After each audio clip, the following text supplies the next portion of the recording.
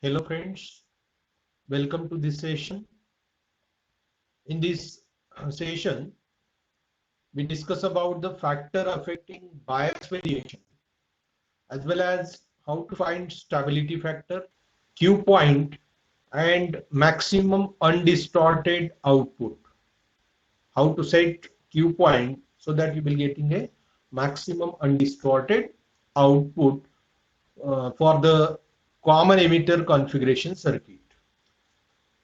Now in this video, first we will discuss factor affecting bias variation. What factor will be affect that bias variation? Now in the CE circuit, transistor is properly biased. That will be seen in previous video. How to bias the transistor? That means emitter to base junction is forward bias and collector to base junction is reverse bias. So properly we can bias that transistor and Q point is located. आपण ते पण बघितलं मागच्या व्हिडिओमध्ये की Q पॉइंटला असं locate करायचं की जेणेकरून आपल्याला फेथफुल एम्प्लिफिकेशन मिळायला पाहिजे, म्हणजेच अनडिस्टॉर्टेड आउटपुट मिळायला पाहिजे. Okay, now that will be seen in previous video or previous lecture. So it is desired that once selected the Q point should be remain stable. आपण जसं बघितलं की Q point will be shifted towards the cutoff point as well as saturation point. That means you will change the position of that Q point, so obviously distortion is occur. त्याच्यामध्ये distortion येते.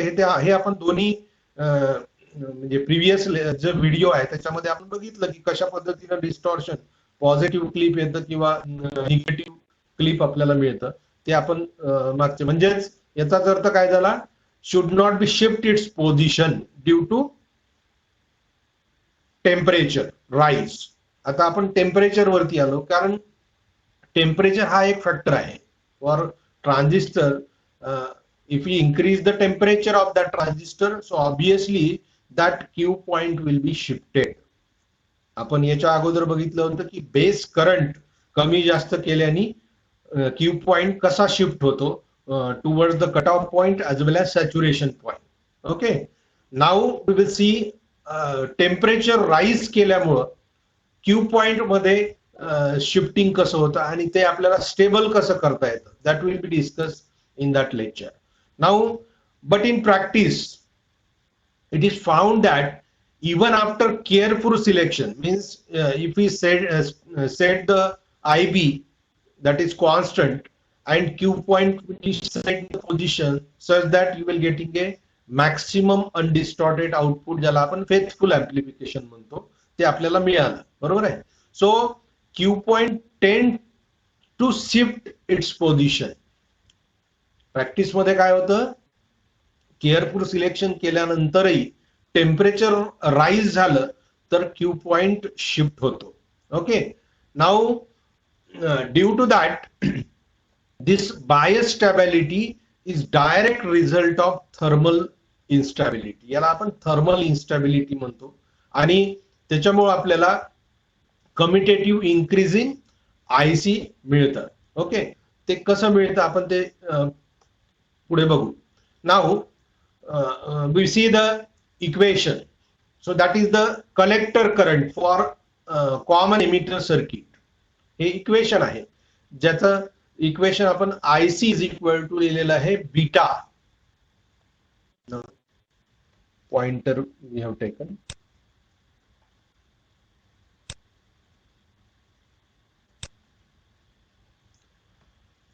Now this equation can be written as IC is equal to beta of IB into ICEO. हे equation आपण घेतलं. Okay, now this equation is a equation of collector current. हे कशाचं equation आहे, collector करंटचं आहे आणि हे आपण अगोदर बघितलं होतं, पण याच्यामध्ये आपण बीटा IB एवढाच फॅक्टर घेतला होता कारण आपण beta is equal to a current gain. Okay, in a common emitter configuration, so that is current gain will be denoted as beta DC ने आपण डिनोट केलेला होता, हे आपण फाइंड आउट केलेला होता. So that is equal to IC divided by IB असतं, म्हणजेच collector current divided by base current असतो. Okay, now by using that equation we can write down this IC is equal, म्हणून आपण IC is equal to return करतो beta into IB. याचं multiplication जर झालं beta into IB, so this beta into IB plus आपण एक term जास्त घेतली जी आपण याच्या अगोदर कन्सिडर करत नव्हतो, पण ती आहे लिकेज करंट ज्याला म्हणतो आपण, that is ICEO. So ICEO is the current. So see this circuit. This is the circuit for current is flowing. इथं आपण करंट दाखवलेला ICEO. हा करंट म्हणजे कोणता? Where ICEO is the leakage current from collector to emitter. Collector पासून emitter पर्यंतचा leakage current असतो हा. म्हणजेच आपण असं समजू की इथे आपण जेव्हा बेस करंट देत नाही, म्हणजेच त्याचे जे जंक्शन आहे ते फॉरवर्ड बायस किंवा रिव्हर्स बायस ज्याला म्हणू आपण प्रॉपर बायसिंग ते होत नाही. Okay, so that is the cut off condition of the transistor. याला आपण हे बघितलेलं होतं आपण की ही आहे cut off condition when we can not given a base current. आपण बेस करंट त्याला दिला नाही, म्हणजेच ही कंडिशन जी झाली ती ट्रान्झिस्टरची कट ऑफ कंडिशन आहे आणि या केसमध्ये करंट कुठल्याही प्रकारचा फ्लो होत नाही. ओके, आपण हे अगोदर बघितलेलं होतं. So leakage current from collector to emitter, subscript stand for collector to emitter with base is open. हा स्टँड काय करतो? ICEO म्हणजे कलेक्टर टू एमिटर, ओ म्हणजेच that base is open. Base open असताना कलेक्टर टू एमिटरचा current ज्याला आपण leakage current म्हणतो, म्हणून आपण याला अशा पद्धतीने सिम्बॉलिकली रिप्रेझेंट केलं आहे. त्यालाच आपण शॉर्टली ICO असे लिहितो. Okay, now this equation can be written that is IC is equal to beta of IB plus ICEO. आता ICO कशामुळे घेतला? Because if there is no potential is given, म्हणजेच आपण एमिटर मधून कोणत्याही प्रकारचं चार्ज कॅरियर एमिट केलेलं नाही तरी सुद्धा आपल्याला इथे करंट मिळतो. Okay, because we can not supply the input source. आपण इथे इनपुट सोर्स दिलेला नाही तरी पण इथे आपल्याला करंट मिळतो. आणि हा करंट कशामुळे मिळतो?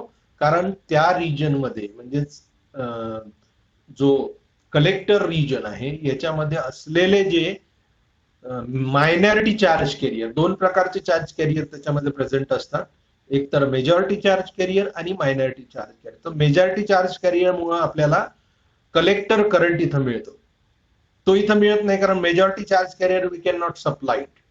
Okay, so therefore minority charge carrier is present in the collector region, and due to that if we supply a potential collector to emitter, so that minority charge carrier is flow from that transistor, that is collector to emitter junction, and that's why you will getting a small amount of current that is called as a leakage current. म्हणून आपण जो छोट्या amount मध्ये current असतो त्याला आपण leakage current म्हटलेलं आहे, that is ICEO. Now in that equation that IC is equal to beta of IB, so we can written as 1 plus beta ICO. Okay, now this term ICO can be written as 1 plus beta ICO.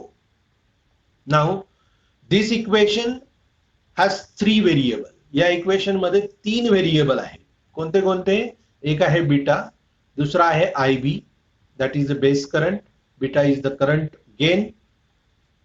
That equation is IC divided by IB, and ICO, all for which are found to increase with temperature. आता हे सर्व जे आहे हे increase होतात when we can increase the temperature. Temperature जर तुम्ही त्याचं वाढवत गेले, so you will getting beta is increases as well as IB is increases and ICO is increases. Why it is increases?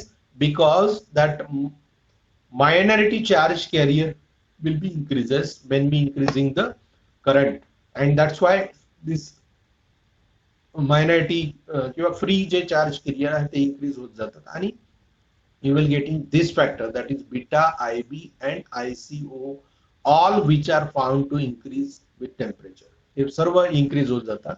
So the leakage current is extremely temperature dependent. याच्यामधला leakage current जो आहे तो extremely temperature dependent आहे. म्हणजेच when we increasing the temperature, so that minority charge carrier will be increases in that region, and that's why this current will be increases. हा current increase होत जातो. So that is a temperature dependent quantity. Now we see it almost doubles for every 6 degree rise in temperature.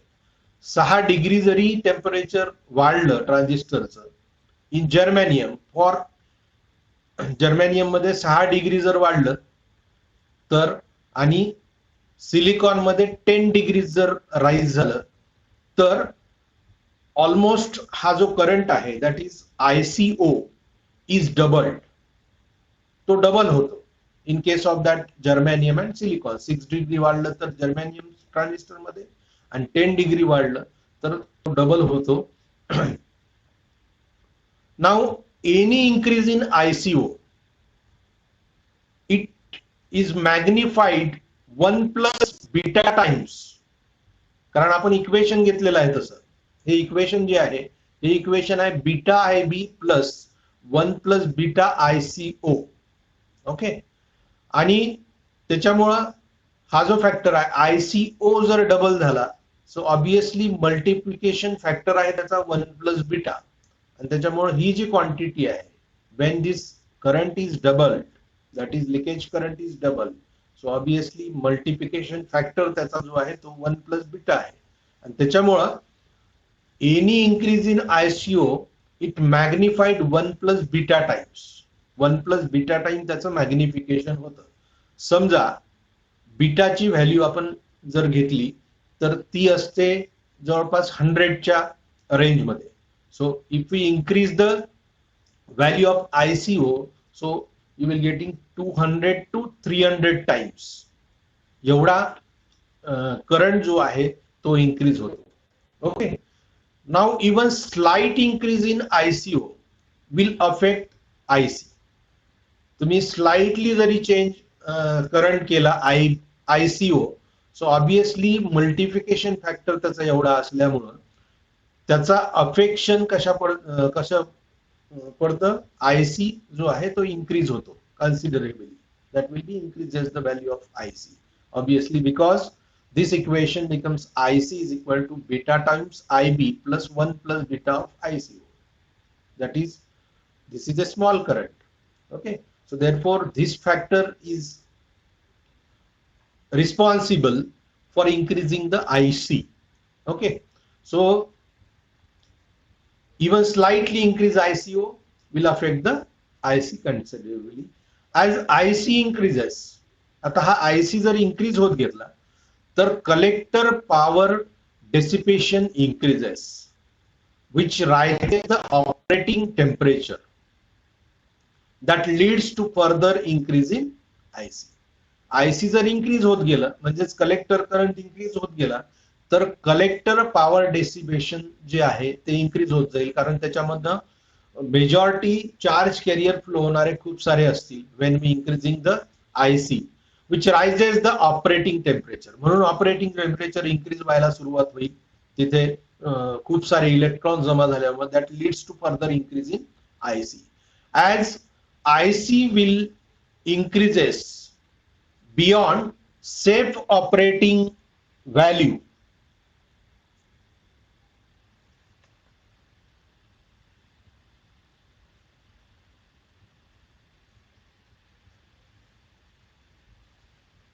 as IC will increases beyond safe operating value, thereby damaging the transistor junction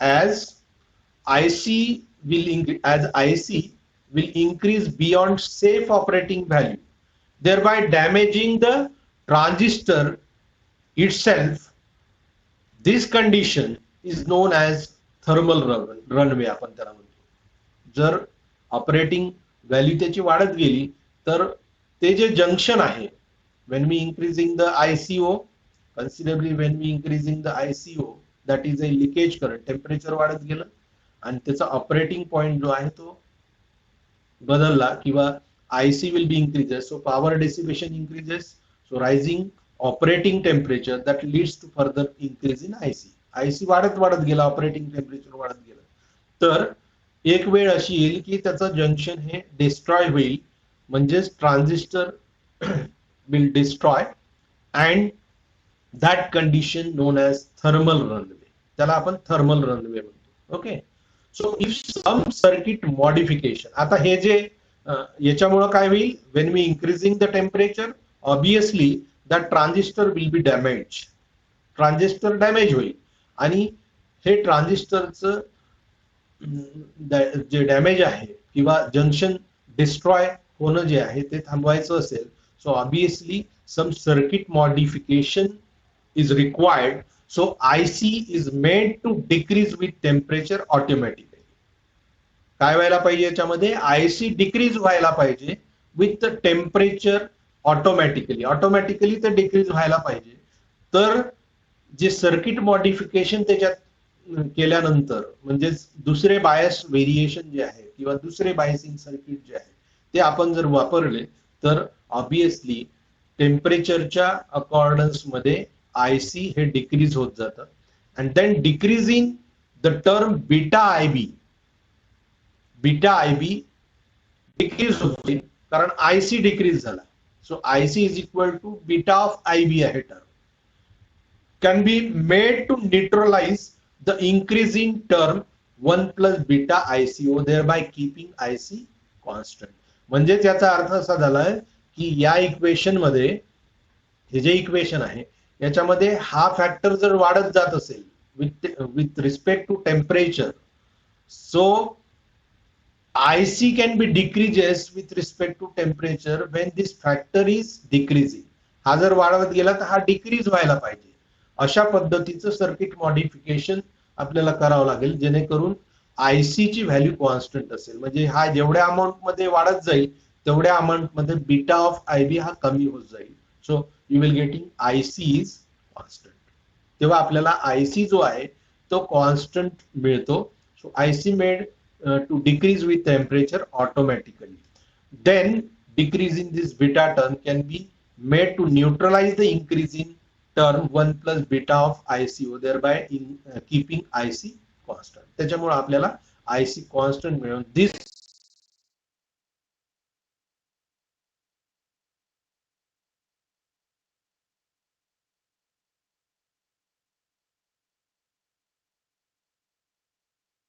one plus beta ICO he term वाढत जाते. तर आपल्याला असं circuit modification करायचं आहे की जेणेकरून beta of IB term ही कमी होत गेली पाहिजे आणि 1 plus beta of ICO he term वाढत गेली तर ती कमी होत जाईल. म्हणजेच जो त्याचा IC करंट आहे, that is collector current, will be constant. So that is achieve the thermal stability. याला आपण थर्मल स्टॅबिलिटी असं म्हणतो. Okay, now we go to the stability factor. तर या सर्किटचा स्टॅबिलिटी फॅक्टर आपल्याला बघायचा आहे. What is mean by stability factor? Because this modification is there and we can stabilize the circuit. त्याचा स्टॅबिलिटी फॅक्टर आपण कसा कॅल्क्युलेट करतो? So it defined as the degree of success achieve in stabilizing IC, the degree of success achieved in stabilizing IC in the face of variation in ICO is expressed in terms of current stability factor S, capital S ni आपण याला denote करतो. So it is defined as the rate of change of collector current, that is IC, with respect to reverse saturation current ICO, keeping beta and IB is constant. Beta आणि IB constant घ्यायचा आहे, म्हणजे beta IB जो factor आहे तो constant घ्यायचा आहे म्हणजेच S is equal to DIC divided by DICO, that is a mathematical term or derivatives of that IC with respect to ICO at IB is constant. So larger the value of S, ही जर value larger असेल so greater the thermal stability and vice versa. ही जेवढी कमी असेल तेवढं त्याचं thermal stability ही जास्त असेल त्या सर्किटची.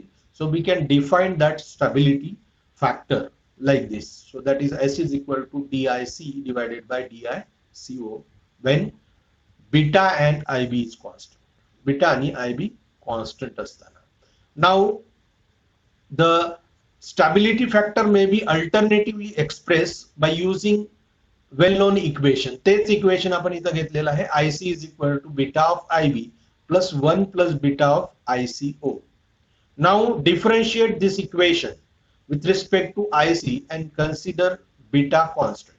इथं बीटा कॉन्स्टंट घ्यायचा आहे आपल्याला आणि त्याचा डेरिव्हेटिव्ह करायचा आहे, डिफरन्शिएट करायचा आहे त्या इक्वेशनला. So DIC divided by DIC with respect to IC करायचा आहे, म्हणून ही टर्म जी आहे DIC divided by DIC is equal to 1 equal to beta times DIB divided by DIC, याचा डेरिव्हेटिव्ह IB चा with respect to IC. So this DIB divided by DIC plus 1 plus beta, beta constant घ्यायचा आहे. So 1 plus beta DICO divided by DIC. Okay, या टर्मचा derivative. So DICO divided by DIC is equal to, we can written beta times DIB divided by DIC plus 1 plus beta. आता हा जो factor आहे याला म्हणतो आपण स्टॅबिलिटी फॅक्टर. सो स्टॅबिलिटी फॅक्टरचं equation काय होतं, DIC divided by DICO. So therefore 1 plus beta times 1 divided by S, म्हणजेच reciprocal of the stability factor हा. So therefore S is equal to 1 plus beta, 1 plus beta ही term जी आहे 1 plus beta 1 minus beta times DIB divided by DIC. ही term जर मी या साइडला घेतली so obviously 1 minus that 1 minus beta times DIB divided by DIC and therefore S is equal to 1 plus beta divided by 1 minus beta times DIB divided by DIC. So you will getting the equation for the stability factor. Okay, now we have to find out stability factor for CB and CE circuit. आपल्याला दोन सर्किटचे म्हणजे common base circuit आणि common emitter circuit या दोन सर्किटचे stability factor equation किंवा values आपल्याला कॅल्क्युलेट करायची आहे. So here collector current is given by, याच्यामध्ये इक्वेशन मध्ये बदल होतो. when we considering a common base circuit, so obviously that collector current that is alpha, त्याचा करंट गेन जो आहे तो अल्फा नी डिनोट करतो आपण when we considering common base circuit. Okay, common base आणि कॉमन कलेक्टर हे दोन्ही आपण प्रिव्हियस म्हणजे मागच्या वर्षीच्या सेमिस्टर मध्ये बघितलेलं होतं. अल्फा कसा काढायचा आणि बीटा कसा कॅल्क्युलेट करायचा. सो अल्फा आपण डिनोट करतो कॉमन बेस सर्किट मध्ये, that is a ratio of that IC divided bye IE, याचा रेशिओ असतो. Okay, in common base circuit, कारण आउटपुट करंट हा IC असतो आणि इनपुट करंट IE असतो, कारण बेस हा कॉमन असतो त्याच्यामध्ये. So in case of collector common emitter circuit, that output current is IC and input current is IB. So therefore IC divided by IB, that is denoted as beta. Beta denote karto. That is also a current gain. So this IC is equal to alpha times IE plus ICO. So differentiate this equation with respect to ICO and consider alpha constant. जसं आपण beta constant घेतला तसा इथं alpha constant घ्यायचा आहे. So DIC divided by DICO is equal to 0, this term, because alpha is constant and this term is equal to 0 plus 1, कारण DICO ni आपण differentiate करतोय त्याला. Okay, so therefore stability factor in case of common base circuit, that is equal to 1. Okay, now second, stability factor for C circuit. दुसरा आहे stability factor आपल्याला common emitter सर्किटचा calculate करायचा. Obviously again we consider same equation, कारण ते common emitter configuration equation होतं, आपण अगोदर डिस्कस केलं. So IC is equal to beta times IB plus 1 plus beta of ICO. Okay, so therefore this equation will be differentiate with respect to ICO and consider beta and IB is constant. So if we differentiate this equation with respect to ICO, so this term DIC divided by DICO is equal to, this term is equal to 0 because beta and IB is constant आपण घेतलेला आहे, म्हणून 1 plus beta एवढी याची value आहे. So therefore stability factor is equal to 1 plus beta, and therefore this, if beta is equal to, if beta is equal to 100, if beta is equal to 100, so you will getting the value of stability factor is equal to 101. If we substitute beta is equal to 100, so therefore the stability factor is equal to 101 for the common emitter circuit. Okay, now this is the bias effect. This is about the stability factor for common emitter and common base circuit, as well as how to find out the stability factor, as well as factor affecting the bias variation. एवढा आपण या video lecture मध्ये discuss केले 3 point: factor affecting bias variation, as well as stability factor, how to define stability factor, and how to find out the stability factor for common base and common emitter circuits. तर आता next video जो आहे, next video मध्ये आपण याचे stability factor किंवा सर्किटचं स्टॅबिलाइज व्हायला पाहिजे, टेम्परेचरच्या अकॉर्डन्स मध्ये इन्क्रीज होऊ नये आयसी ची व्हॅल्यू, आणि ट्रान्झिस्टर डॅमेज होऊ नये म्हणून आपण वेगवेगळे बायस सर्किट याच्यामध्ये बघणार आहे.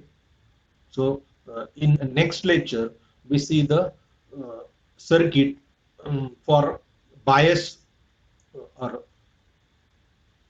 different circuit or different biasing circuit. In next video we will see the different biasing circuit for a transistor. Thanks for watching this video.